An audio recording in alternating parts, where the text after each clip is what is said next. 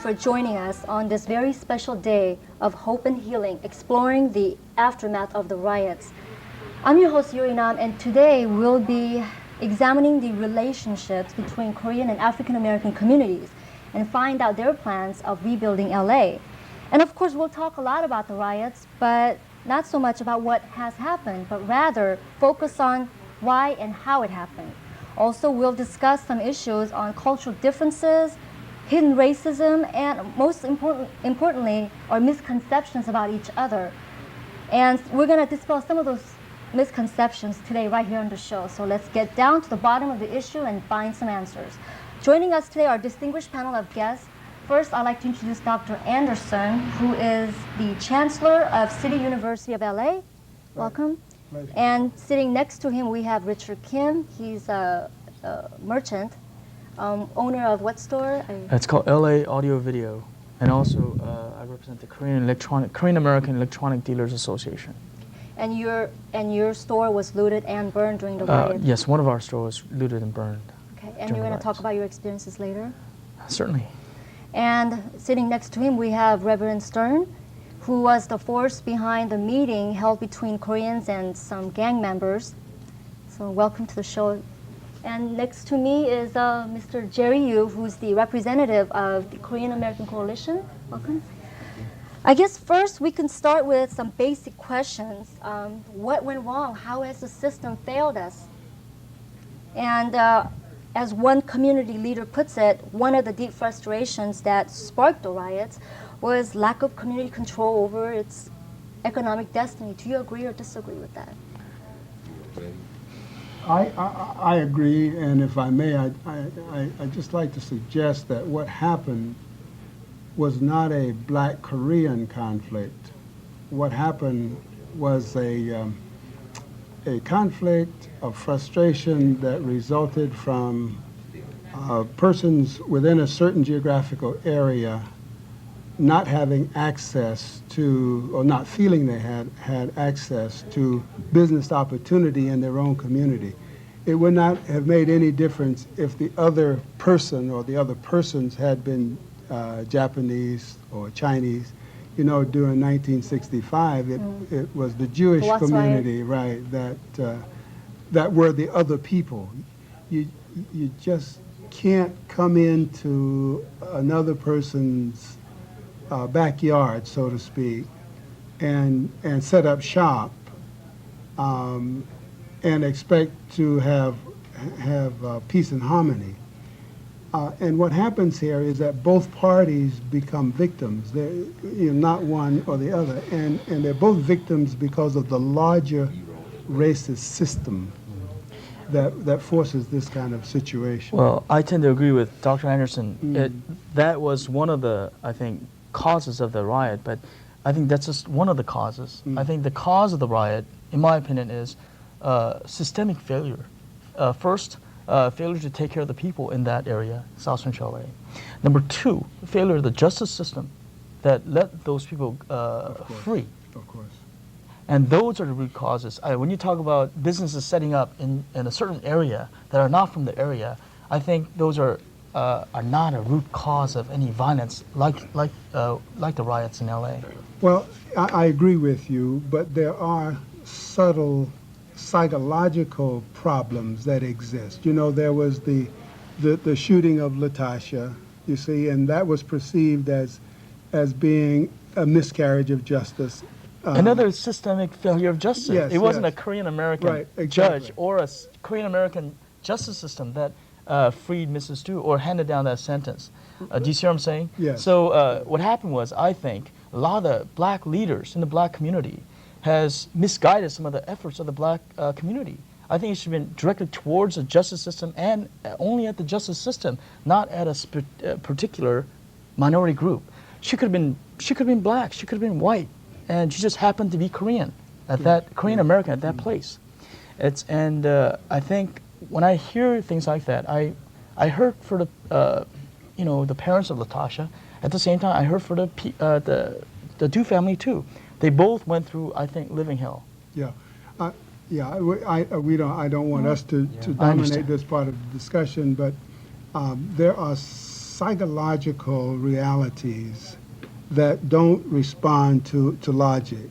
There are people who perceive certain things, and those are the only realities that exist.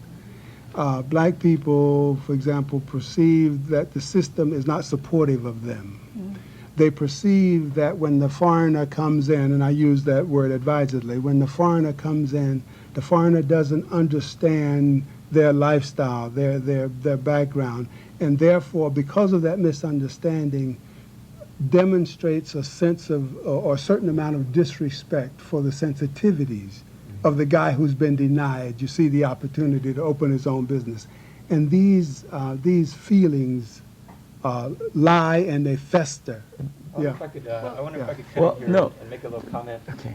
I agree with both of what you're saying. I think that it's very clear. I think most people, all of us can agree that what really caused the riots, the actual root causes, were intolerable living conditions, intolerable social conditions, and by that I mean living conditions as well as political conditions. When we have, an area of this city where we have such economic disparity, when people have no real job opportunities, they have no real education opportunities, and we have this thing of injustice and police brutality going on, I think it just creates an environment where it's just intolerable. And so the verdicts that came down that freed those people in Rodney King beating trial, just it was like the match that lit the gasoline. Right. And so, I mean, there's no denying. We can't deny that there are cultural problems and misunderstandings and different perceptions between Korean Americans and blacks. But, these broader societal problems have existed for, many, many years, even before Korean Americans immigrated to this country, while Koreans immigrated to this country, and the most telling thing is that we did have social unrest 27 years ago. And at that time, we can safely say that there weren't many Koreans doing business in South Central LA. Exactly. Yeah, it was a different group. Right. But the dynamics were the same. Something I must express, that it really makes me laugh to hear so many people who are not Afro-Americans know what caused Afro-Americans to riot, first of all. It really makes me laugh for me to try to say what made those Hispanics I saw on the news looting. And it makes me laugh to see what made those whites. This is not black and Korean. First of all, the looting was done by more than just black people, Right. more than gang members. I saw your people getting a VCR. I saw Hispanics getting a VCR. I saw some people carrying a table that they couldn't carry 3 feet without having to put it down and rest, and they weren't black. I saw Koreans with Uzis, and if it was a black man, he'd be in jail right today. I've saw black people with guns. My point is, Afro-Americans have a problem that's deeper than you can ever understand it. We go back a long ways with the suppression. I don't feel anybody owe me 40 acres and a mule because of slavery. I'm 27 years old. I know nothing about 28 today. I know nothing about slavery, but I know about post-slavery. In the past 25 years, we black people have been dogged.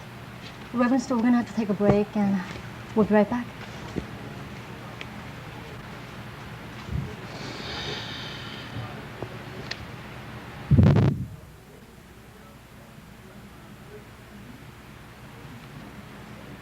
Are there commercials going on this? Go ahead, continue elaborating on what you were saying.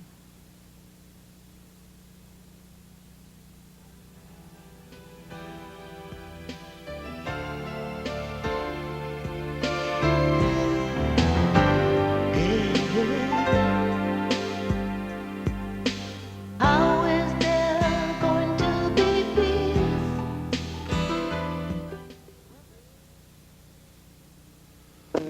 Little baby, don't say. Last year, thousands of innocent children were caught in the crossfire of violent crime. And it's not just the children who suffer. How much longer will you let this go on? Call this number now. We'll send you information on how you can protect your children from crime and drugs in your neighborhood. Together, we will take a bite out of crime. Mrs. Washburn, I'm Gerald Fry's mother. Oh, Don't you work nights? I traded shifts. This is what's Fern about Gerald. I wish I could help him learn better, but I'm no genius. Well, you don't have to do the homework, but ask to see it. Let him show off what he learned. Praise him more. Show you care. You think we got a chance here? A good chance. Show me a parent who really cares, and I'll show you a kid who can learn.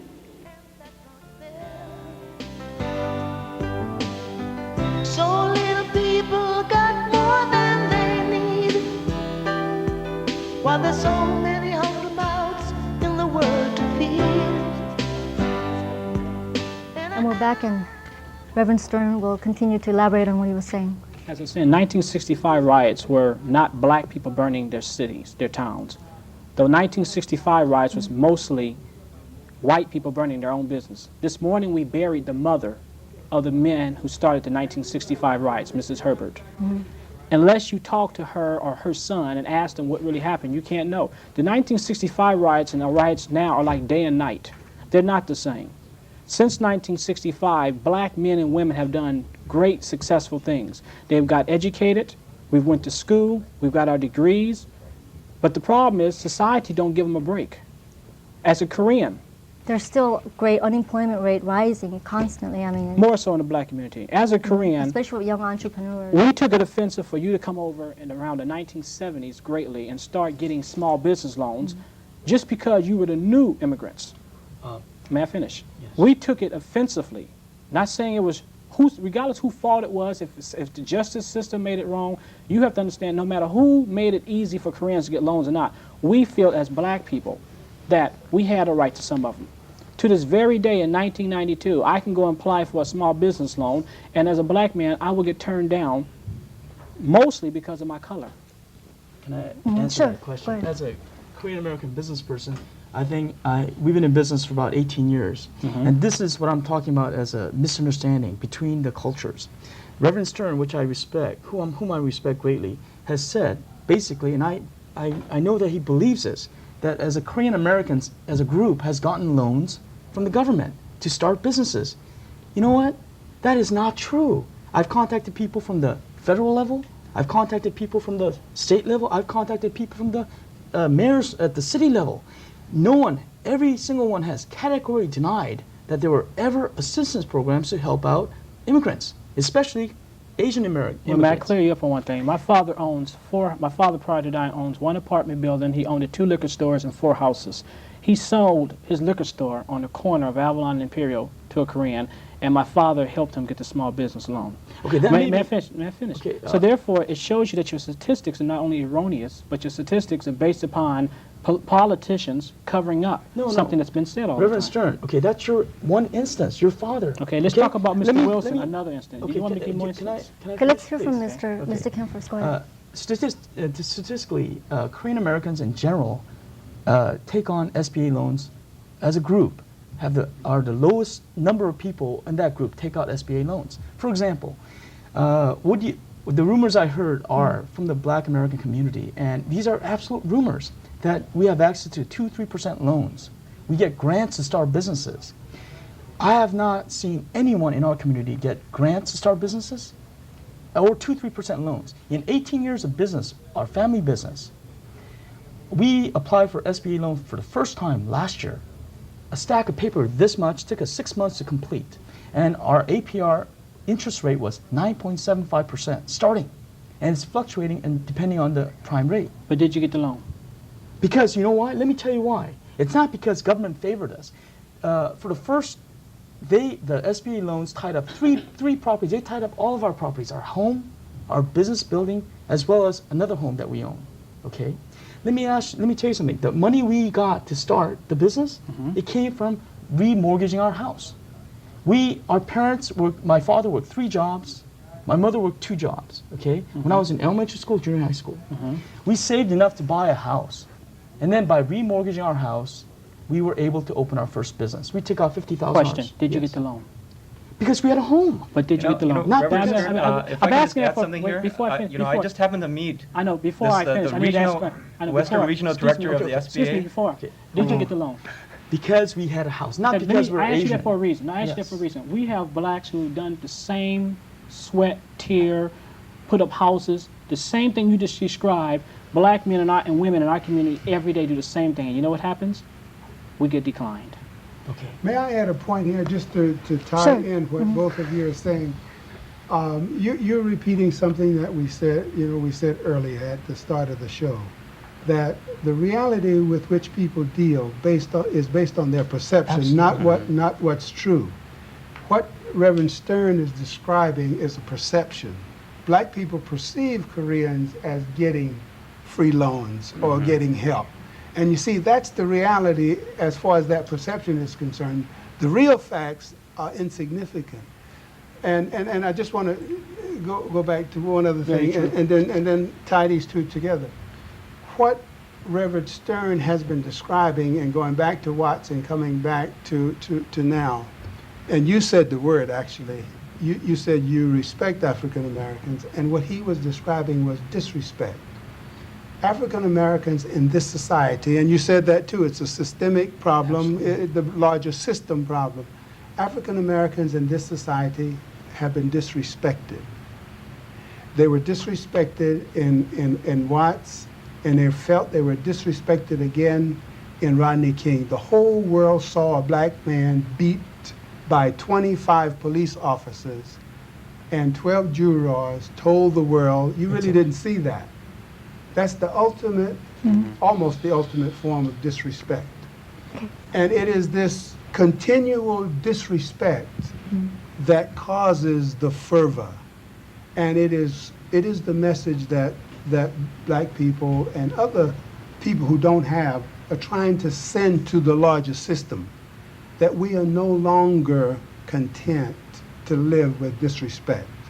We want to share the apple, or as far as we're concerned, we have nothing to lose, so let's destroy the apple. Right. But And you know it goes what, further than that. So, Mr. You know, it goes further than that. I mean, disrespect is one word, right? But we're talking about just great injustices done to a whole classes of people. And you know, this country during the signing of the Constitution, it was only signed by white men who owned property, and black men or people of color did not have a vote, and neither did women. But I mean, when you talk about injustices in this country, racist injustices, and African Americans as a group do suffer more than any other group in this country. I mean, we're talking about an infant mortality rate that's double that of the rest of America. We're talking about an incarceration rate that's higher than in South Africa, a great bastion of freedom and democracy. We're talking about you know, the unemployment rate, which is more than double that of everybody else, as well as, you know, on and on and on, right? Yeah. So what we're saying is that at the least, if we're trying to get past, you know, and try to have more understanding, we have to acknowledge that some of these things are true. I mean, we have to agree on certain points, and then try and figure out what are some of the misconceptions and try and clarify things for ourselves as well as the audience. Right? Yeah, I think you've done a beautiful job of describing neglect. Right. Black African Americans feel neglected by society at large. What I And neglect, excuse me, Mhm, Reverend, sorry. neglect is one of the ultimate forms of disrespect. We've got 900 million people who are starving in the world today because they've been neglected. And neglect is the ultimate of disrespect. And what I fear is, and I will say this because I may not get another chance to say it, what I fear is if the larger system does not understand that people are no longer willing to live with disrespect, we're going to see that Los Angeles, Rodney King Los Angeles, was only a drop in the bucket, only the tip of the iceberg. Can you imagine what would happen to New York City if this kind of outburst broke out and with all of its high rises and so forth? We've got people around the world in other countries. This is an international problem that needs to be addressed. Absolutely. I hope we don't lose sight of the big picture, which is the struggle against the system, and not lose sight and say, hey, listen, you know, it's not an ethnic battle, or it's not an ethnic kind of a confrontation. We're all in the same boat. Do you think the media has a lot to do with it? Absolutely. Making it into a Korean African. Every time there's a building that's burning and there's a Korean American merchant there, they say this is a result of the Tasha Hollands, or they make reference to Rodney King. I mean, It's a media, and I applaud Cablevision for providing this kind of form because we need more of it. And you know, this taken to its, this taken to its extreme. You know, earlier I was saying that these riots were caused by intolerable social conditions. And for myself personally, I believe that even if every single African American and Korean American in this city, in this county, we all loved each other greatly, I still believe the riots would have happened after the King verdict. And that's how strongly I believe in terms of the great economic disparity, the great social injustices, you know, these things that have gone on for centuries. And Korean Americans didn't come to this country and create these injustices, but we know that we have to be part of the solution. Because you might not, a lot of African Americans don't believe this, but we are a racial minority in this country. I go drive around California or LA even and get called all sorts of names, whether it's from whites or blacks and other people, and they don't care whether I'm Japanese or Korean or Chinese, you know. I get called all sorts of names and have actually, you know, received threats of violence based on the color of my skin. And, you know, there's a historical pattern of Asian Americans who have, you know, been here for over a century as well, of being treated, you know, second-class citizens as well. I mean, you were saying that blacks couldn't live in Watts before, or couldn't eat with whites, or, you know, on and on. Well, it's the same as is true of Asian Americans. Asians couldn't even immigrate to this country before 1965. We could not live in white neighborhoods legally, could not own land, you know, on and on and on. So we're talking about a much broader, greater thing, and I hope that we could focus our discussion and energies on this kind of constructive discussion. The African Americans and Korean Americans have share a lot of commonalities. African Americans have been persecuted. They've been persecuted. So have the Korean Americans. In our own land, we've been in the 4,000-year history, we've been attacked 2,000 times. Right before World War II, we were in occupation by the Japanese for the past 37 years. So we know, I don't know personally, but my parents and our culture, our people know what it is to be persecuted and to be suppressed. Okay, so not all the African Americans know this. And what we do is we do have a lot of common ground. I think, like I said, I just want to say that if we can get together like this and get rid of some of those misconceptions and misperceptions. Well, I would like to talk about the rebuilding effort now and find out what the two communities are doing to make it work. It doesn't seem like, I haven't seen any action. Just one of the lots things of we talking. did was put down very bad by the LA Times. The misconception of gang members targeting all Korean businesses was a very large fear by the Korean American community. I had only one problem. Why are we going to talk? Let's get to the horse's mouth. I said, let's put the gang members right in front of the Koreans and let them talk. That's a rebuilding effort. You cannot first rebuild on something where there's no understanding. The Koreans feel like, why are we going to rebuild our stores back in the neighborhood if they're going to burn it again? Realistically, Los Angeles is a powder keg right now. It's unpopular to say, but do you realize that we have a possibility of 3 more riots that could happen? One, you have 4 young men. Maybe in 27 years. Yeah. In the next few months, you can have 3 more riots. You have 4 young men that probably be convicted of a Reginald Denning case. Regardless how right or wrong they are, you're talking about young black men who do not want to see them convicted because they figure those white cops got off. Why should our brothers not get off? Then you got Powell who's up for another trial. If Powell is not convicted, they can probably riot again. And then the last one is Rodney King's civil case. If he don't get $56 million, the brothers probably tear the city up.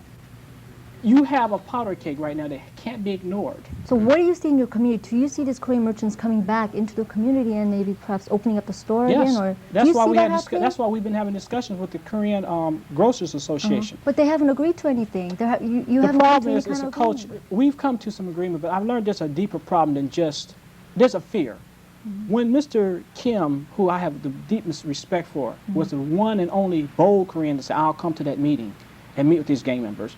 The next day he was put down by the whole Korean community. They perceived it as extortion. They're saying, well, you're saying give us jobs to come back into our community or we're going to burn you out. It was nothing like that. But let me ask you this. Do you actually think it's going to work when you put a black gang member at a Korean store? And do you think they're No, but when you put a black man, remember that. When you put a black man, not a black labeled gang member, when you put a black man, see, gangs are a lifestyle. It's not a club. Gangs are a result of, if I live in your neighborhood and you happen to be wearing blue all the time, and this is just the way you have to live, I'm going to become wearing blue. It's a lifestyle. Well, let me ask Mr. Kim, you have a warehouse. Would you hire a black man to work in your store as an effort to Well, bring I this would like to community? think that we always hired the most qualified people. And whoever, we have never, we're a small private company. We have never made an effort to go out and try to get black members of the community to try to apply, because we don't have the funds. We're not IBM. However, we hire based upon who comes in through our door and based on what our needs are. And That's interesting. May I comment? Sure, go ahead. Just on this Dr. point. Because I also run a small family business. My business is 20 years old. And it's very interesting because of the way we've been brought up in our society that while other minorities feel no compulsion, and majorities feel no compulsion to integrate their staff, a black person in business is under all kinds of pressure. You see, I've had Koreans work for me, I have Chinese working for me, I have 2 Anglos working for me, and I have an African working for me, and 3 African Americans. But there's a lot of pressure you see on the other side. I can't just forget these other races and have all blacks, because I get criticized up and down for it. Dr. Anderson, Yeah. we have over 10 people working in our company. Out of the 10 people, more than half are non-Asian. Okay? Or any black.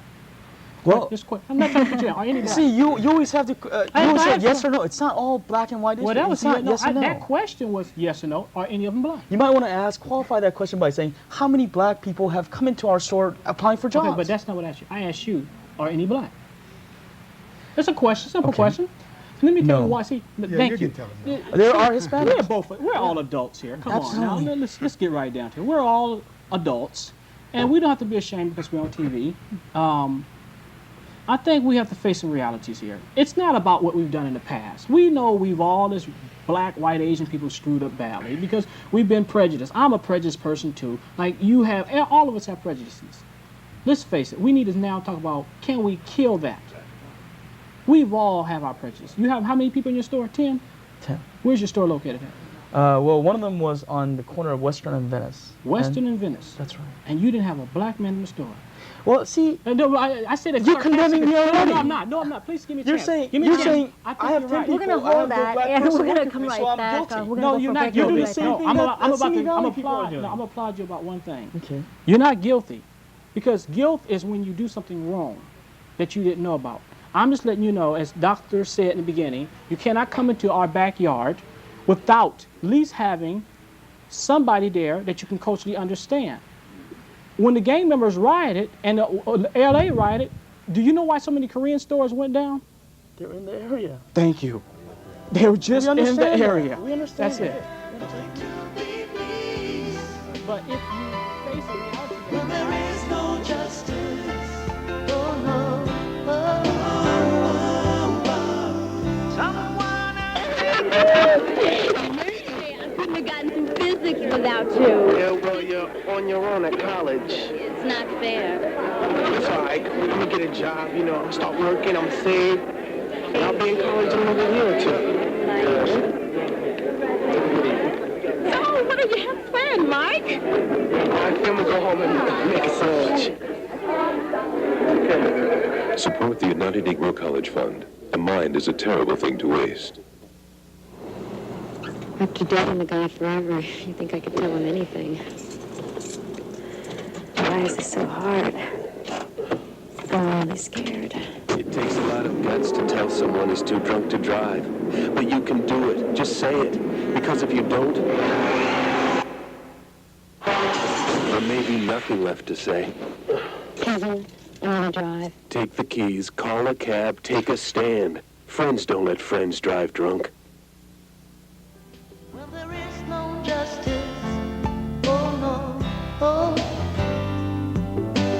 How is there going to be peace when there is no justice, oh no, oh. Someone is taking more than their share of the bounties of this land, and that's not fair. So little people got more than they need, while there's so many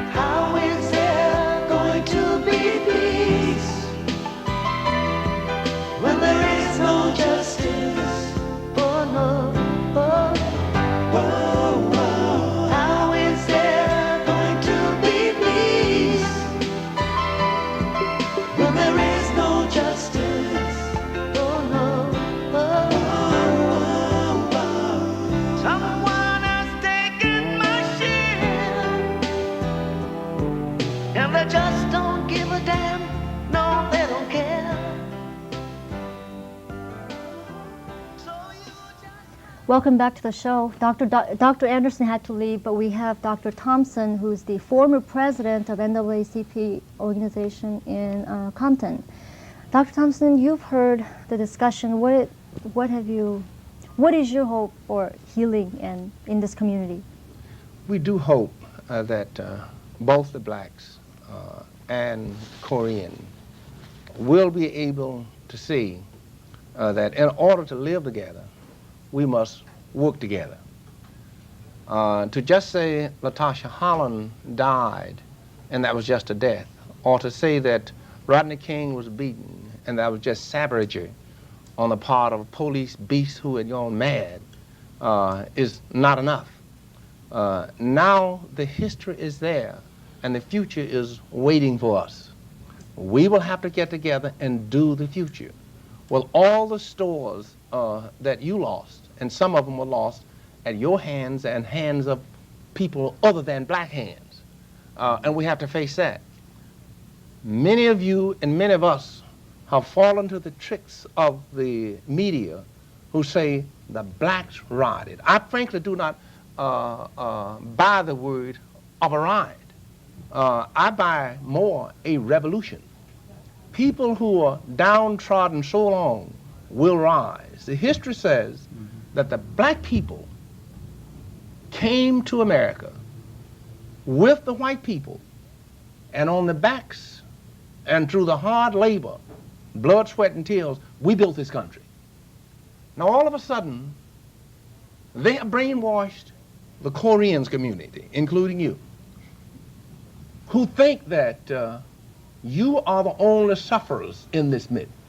But the sooner you understand that to divide us, they will conquer us, you will forever be in the lines of nothing. And so will we. All of us nothings will be in one pool. Unless we get together, there will be no future for us. The white man, whom I do not dislike, will go on and pick all the fruit from the tree.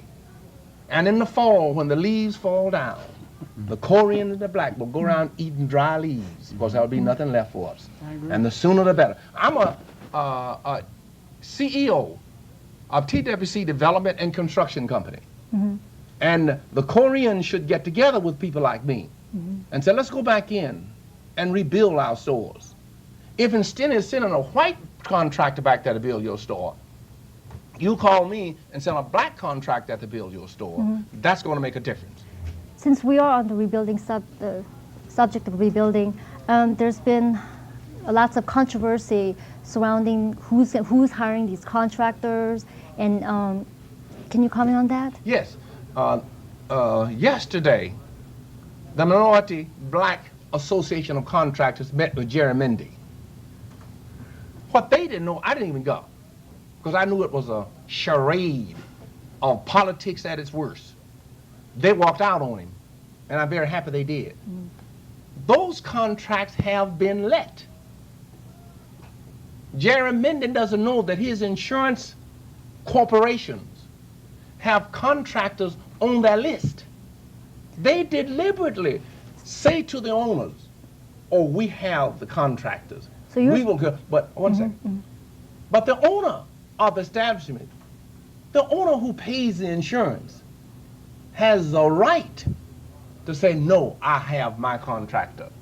More than a right, you have an obligation to yourself to deal with minorities. Now, I understand your small business, and you have a few people. I've been a businessman all of my life, since I was 6 years of age, because I could not get a job with white people. I hold doctorate degrees because the best job I could get was to go to school on the GI Bill of Rights. When I came out with a master's degree, they said to me when I went for a government job, we're not hiring blacks and you can't do nothing about it. That you don't understand. Wait, no, wait, one second. No, wait, 1 second. No, wait, just a second. Wait, just a second. No. And you got to understand that all of us are in this pot together. When you came here, they told you, fear the blacks. And you bought it. But now you know it's not the blacks that you have to fear. You better start looking at the system. The system is designed to eat you alive, and it has been eating us alive.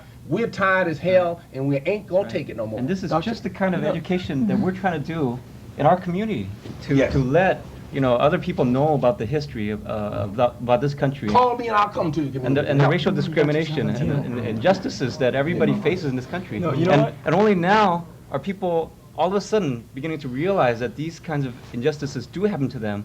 I mean, up to now, people have had this false kind of sense of security that somehow the system did work for them, and like if you work hard and you keep quiet and don't complain, then you're gonna get what you deserve. Won't work. And now they're getting what they deserve. Now you know that, see, now you know that, and I'm ready now with your command of the English language without any diction whatsoever, good old Southern California diction. You know that this system is here to protect the high and the mighty. Now I'm an upper middle class person, all right? Been married 46 years to one woman, a father of 7 children, the grandfather of 12. But they tell you that 68% of the black kids are born out of wedlock. They got you thinking that all our children are bastards when they're not, and you buy that. You don't buy it because you're an American. You buy it because you're young and not. Richard, I like this one. Rich, this is to Yuri and Dr. Richard. Thompson. Richard and Yuri. I like the show is about hope and healing. Absolutely. And I think all of us would like to see hope and healing. I'm good at putting folks on the spot. That's just me.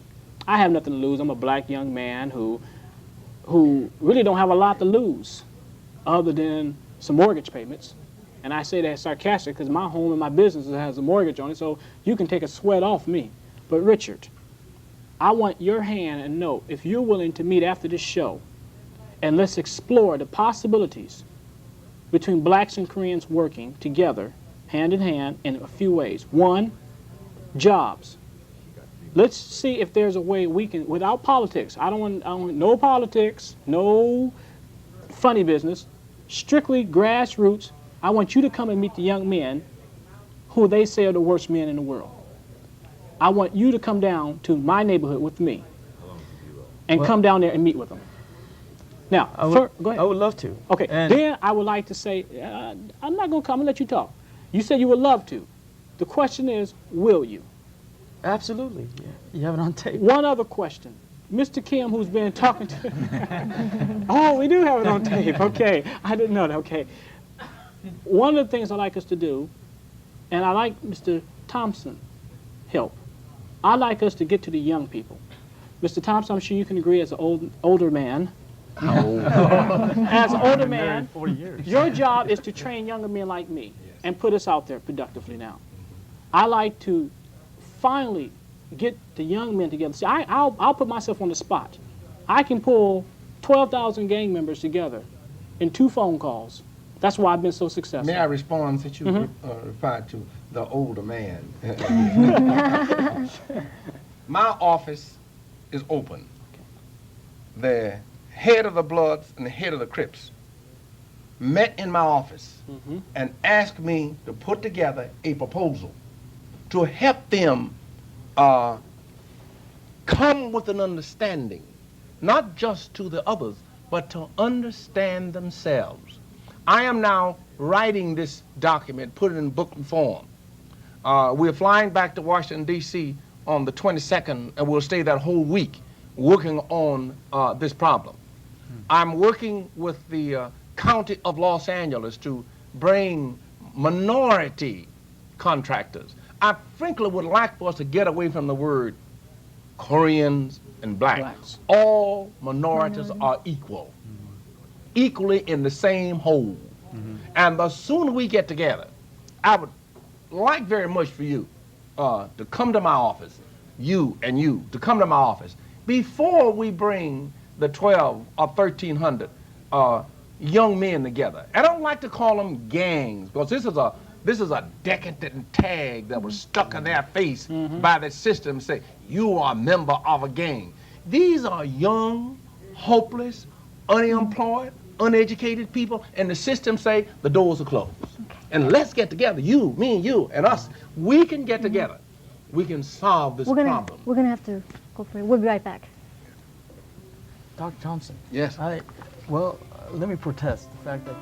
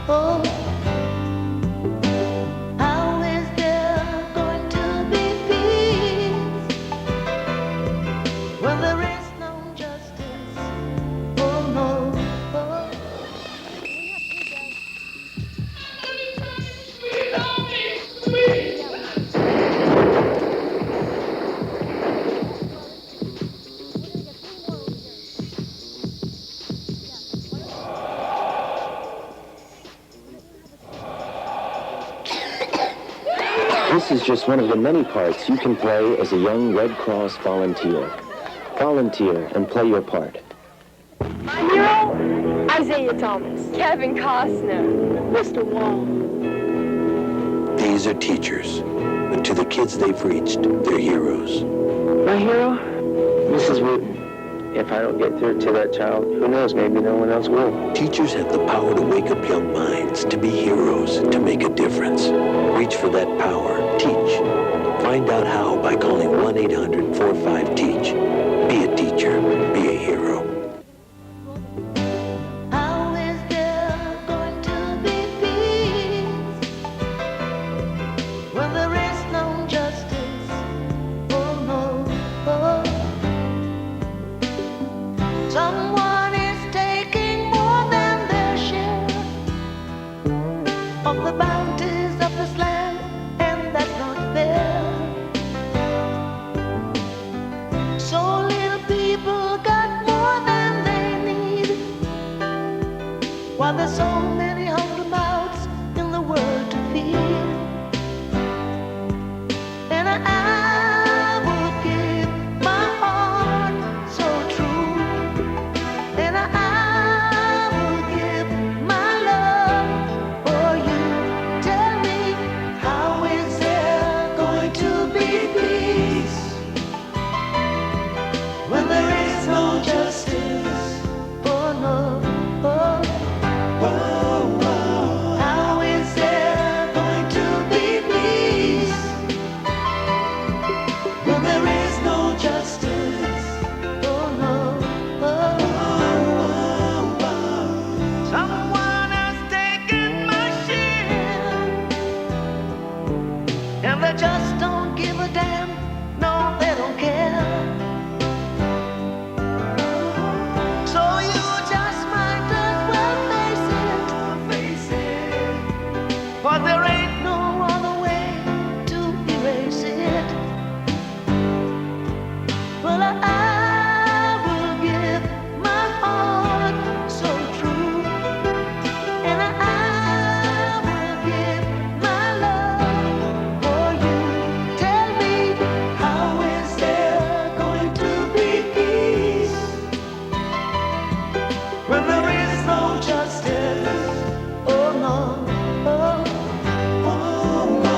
How is there going to be peace when there is no justice?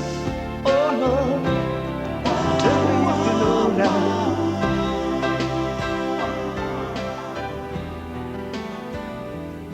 Welcome back, and right now we have a videotape dedicated to this day of hope and healing, and we're going to go to that videotape right now.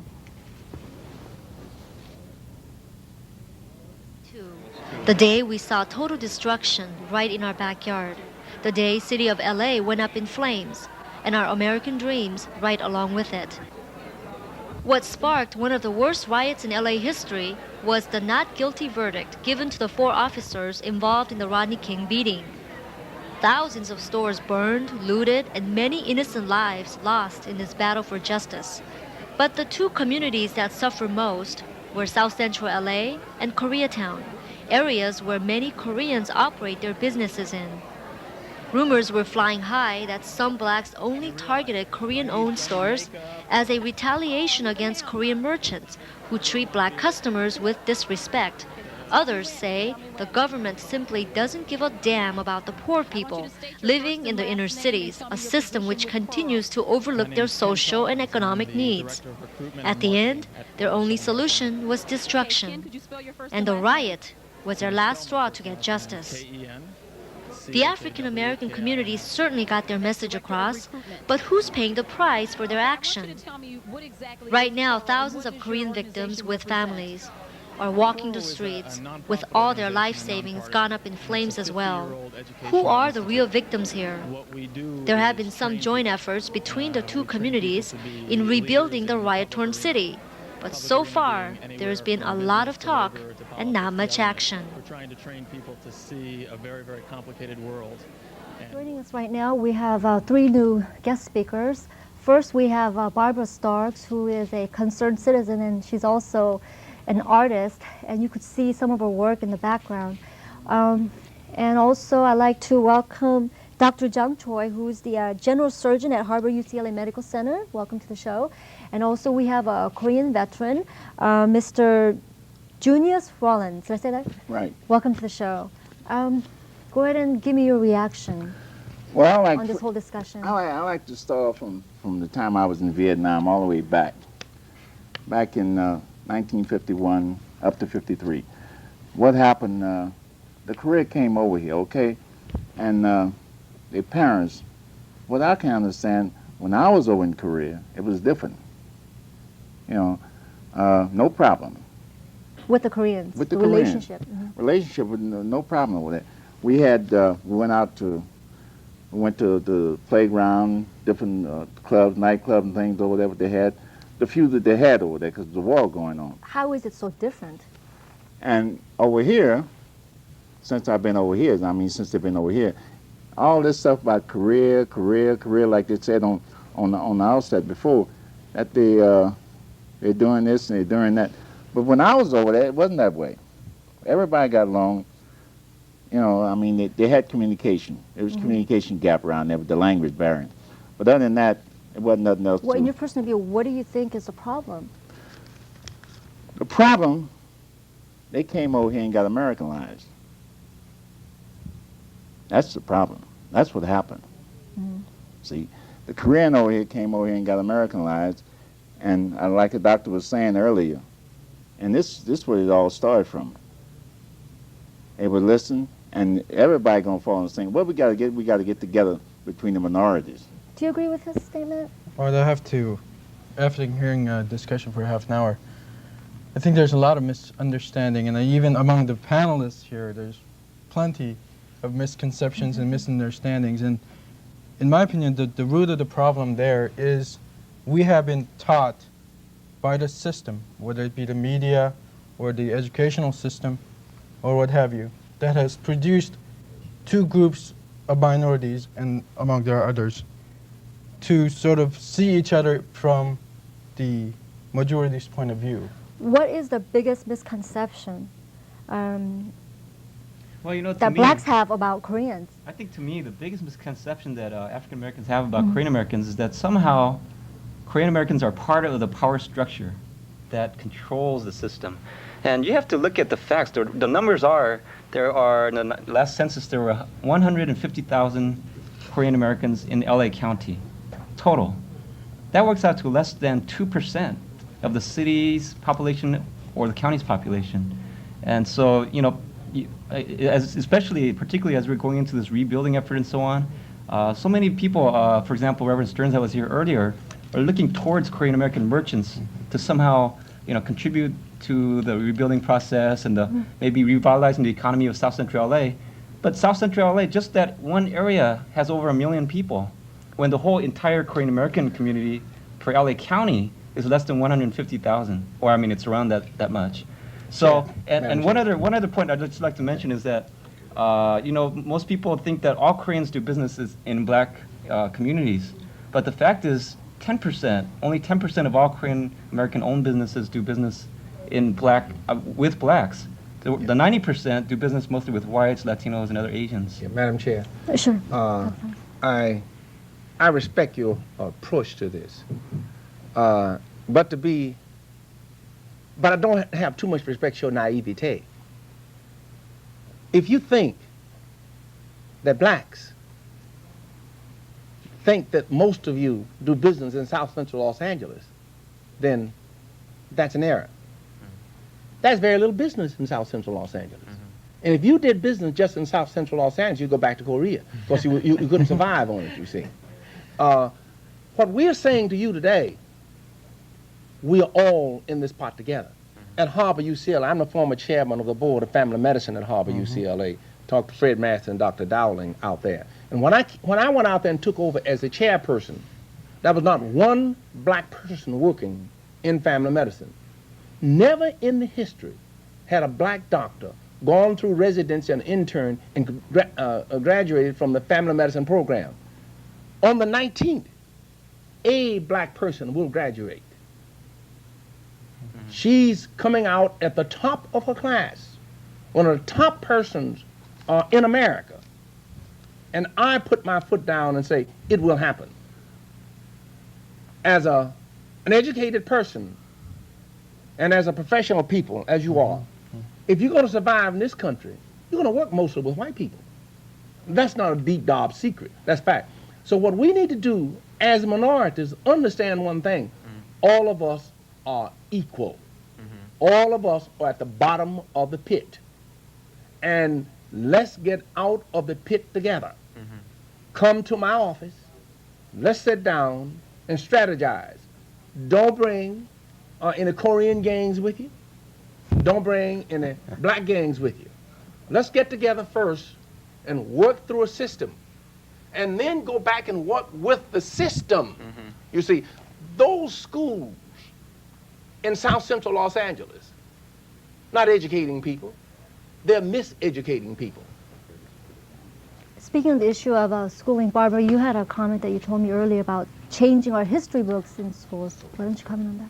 Because of misconceptions, because nobody knows anything about blacks other than they were brought here as slaves, they picked cotton and sang Old Black Joe. Okay. The way the books are written, it's like the history was started in 1619 or whenever the first. And people, not only in other cultures, but in the black culture, should be taught the history of black people so that they can have a certain amount of dignity and something to be proud of. The average young person in school is very ashamed sometimes to be black because he always feels he's left out, he's all these negative things that people say. It happens to a lot of Asian Americans as well, by the way. It does happen to Asian Americans, but you guys are the ones with the businesses in the black community. Okay, you're coming in, and it could be because you can't open up a business someplace else. Would you be able to open a business in Beverly Hills? No, I don't. No. Okay, so you come into South Central LA, you open up your businesses, we're spending money. Okay, we are spending money, but we're not working in any of these places. And there is certainly a certain amount of resentment. Not only that, when we walk into a store after leaving a job, coming to the store to make some to spend some money, and somebody's following you around like you're getting ready to steal something. You don't like that. I mean, so there's an animosity or something that builds up. Okay? You know what? But that's the reality, though. See, because personally, I don't know whether any of you can tell the difference between Vietnamese, Korean, Japanese, Chinese, or Filipino. I cannot. Exactly. That's a good point. That is the problem That's a that good Korean point. merchants face every day, because they don't know whether you are going to be the one with the gun, or whether you are going to be the nice neighbor that's going to ask, pay, do the right business like they're supposed to. Therefore, they're forced in situations where, first of all, they can be very nice. And in fact, Korean people are very polite. Korean merchants are probably one of the nicest people you could ever meet if you met them on a personal level. But first, when they open up their stores, they try to be nice, and then not understanding the culture, you're right. These customers come up and say, I want to pay $1 for $1.50 milk. Well, okay, fine. That's no big deal, 50 cents. Let me just finish. Yeah. Let me just finish. It's hard for me to sit through this. Yeah, I understand. Hard for me too. Yeah. Then it becomes a routine. Then mind you that these Korean people have bought their stores from, a lot of them have bought their stores from black owners, black middle class, who has abandoned their own community. Okay? So now you have these Korean merchants not making a profit, in fact losing money on the milk, so they cannot no longer afford to hire black people to work in their stores because their profit margin is down.